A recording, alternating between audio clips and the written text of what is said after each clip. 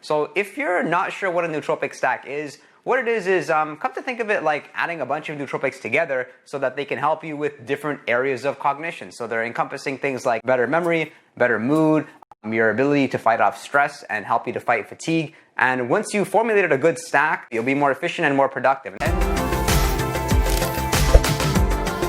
What my stack typically looks like is I have a good mix of the adaptogens, I have a good mix of the racetams, and then I'm taking some stimulants here and there just to help me with overall energy. And now here's my personal nootropic stack. This isn't all the nootropics, not the dosages, but I want to share with you just to give you some confidence that you can take stuff together without too much concern. I'm taking piracetam, pramiracetam, aniracetam, oxiracetam. I'm taking Bacopa Minieri. I'm taking rhodiola rosea. I'm taking ashwagandha. I'm taking lion's mane. And then I'm taking alpha GPC as my choline source. And then, of course, there's other nootropics which I may take here and there, may take some in the morning, many at the night. But these are ones which you can say are like the foundation of what I use and what I enjoy and what I don't think that most people should be too concerned with.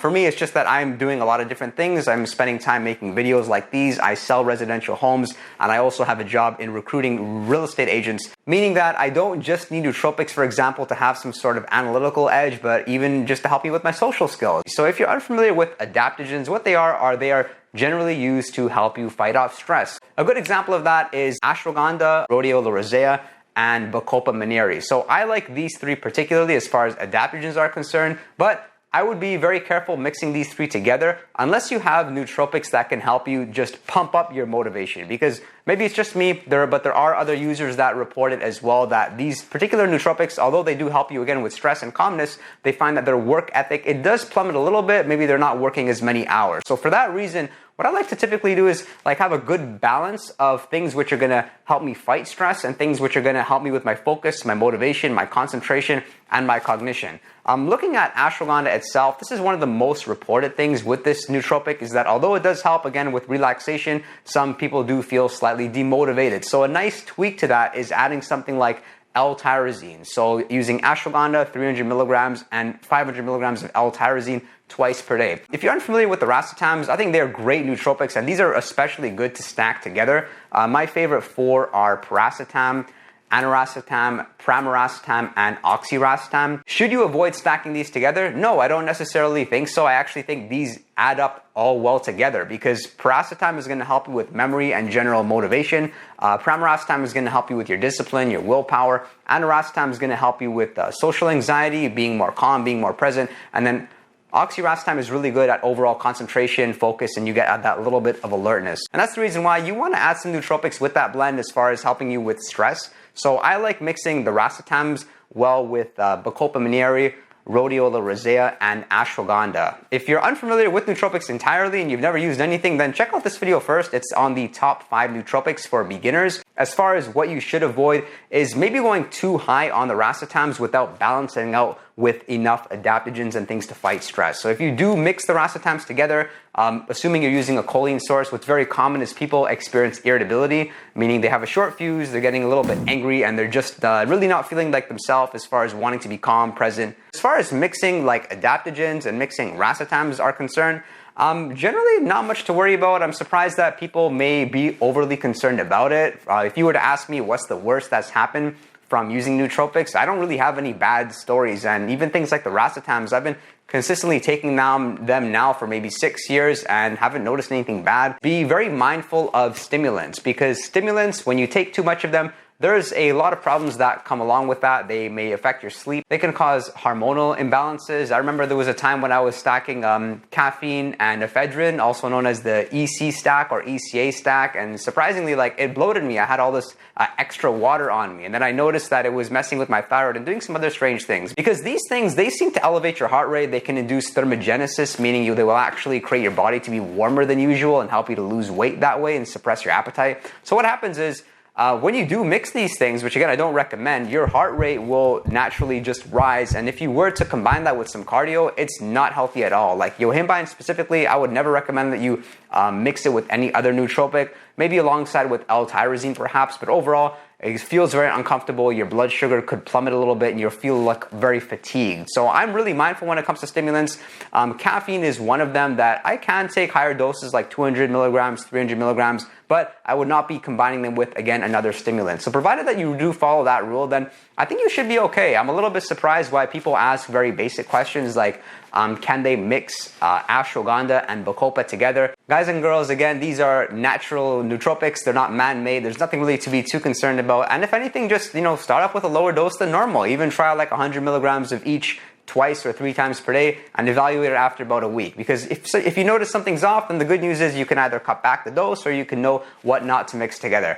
And now if you were to specifically ask about modafinil and what nootropics can go well with modafinil, then I would recommend that you watch this video here. I've kind of made like that limitless stack, and this stack is built around the use of modafinil, because with modafinil, it's not like you should avoid nootropics while taking it entirely, because modafinil, again, it doesn't really cause that much stress on your body as far as elevating your heart rate, making you feel abnormal, affecting your sleep too much for most people. So if you were to just simply add like Bacopa or lion's mane, ashwagandha, nothing to worry about in my opinion. But again, if you were to add something like caffeine, then you may be overstimulated, so you just have to watch out for that. If anything, the good news is you can just take small amounts of it and then you should be okay. But for the most part, with modafinil, you'll find it will overpower most of the nootropics out there. So usually when I'm using modafinil, I will avoid many nootropics just because, sure, there may be some benefit, but then it gets costly and why spend so much money on these nootropics if I'm going to take modafinil,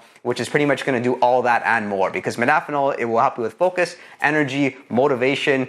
You pretty much just are superhuman for not a couple hours during the day, more like 8 to 10 hours, which again, I've talked more about that on this video here, 8 benefits of modafinil. So keep that in mind. If you're taking something that is strong enough to work for the whole day, examples of that are modafinil, armodafinil, phenylpiracetam, adrafinil, or maybe you're taking something for ADHD like Concerta or Vyvanse, maybe even Adderall. These nootropics generally are so strong that nothing else would even matter, with the exception of caffeine, which again is a stimulant. So, don't be surprised if you try some nootropics along with it and they don't do much, because for the most part, with the nootropics that I talk about on this channel, they are things you can put into your daily practice every single day. You may not notice something immediately, but believe me, after a few weeks, provided that you have an objective measure of things, you will see results. Let's talk amino acids now. These are very popular. Some of my favorites are L-Tyrosine, L-Theanine, I like taurine, and I like to a lesser degree N-acetyl L-cysteine. What makes these different is that they're building blocks of protein. These are amino acids, meaning they're not like herbs like the adaptogens are, and they're not racetams. They're kind of their own family in itself, which also means that these are generally okay to add with other nootropics. I've not really had any bad experiences myself.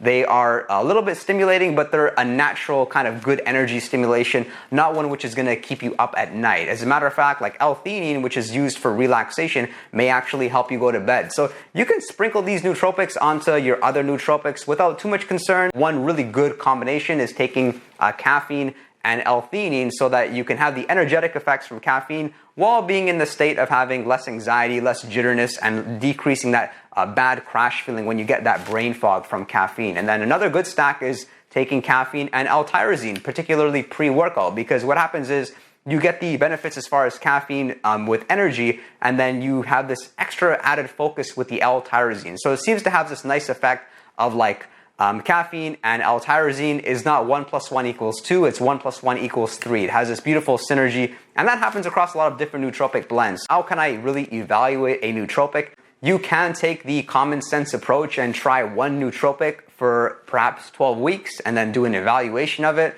However, the problem with that is it will just take so long, because really there's hundreds of nootropics out there. I've narrowed them down to 10 to 20, which I really like, but there are so many nootropics, guys, that I've tried and I have not liked and I've just dismissed, which I've never made videos on. So you got to find what works. So with some of them, sure, you can take that approach, but you'll be surprised. Some nootropics, you'll notice them working even within a week. And once you combine a few of them together, just do your research, because they will again have that synergistic effect. Like a nice example of that is taking piracetam with the other racetams, like I mentioned. But stimulants, that's in a whole group in itself. With the adaptogens, for the most part, don't take them together without something that can help you with your focus and motivation levels, because then you may feel a bit demotivated and your work ethic may plummet. But there are exceptions to that. Like if you're somebody that generally is looking at nootropics because you're feeling way too stressed from work, from maybe personal issues, then sure, you can go all in with the adaptogens because they will help you with stress in different ways. Like I look at lion's mane, and that sort of just improves your relationship with yourself, with your objectives. Whereas if you take something with rhodiola rosea,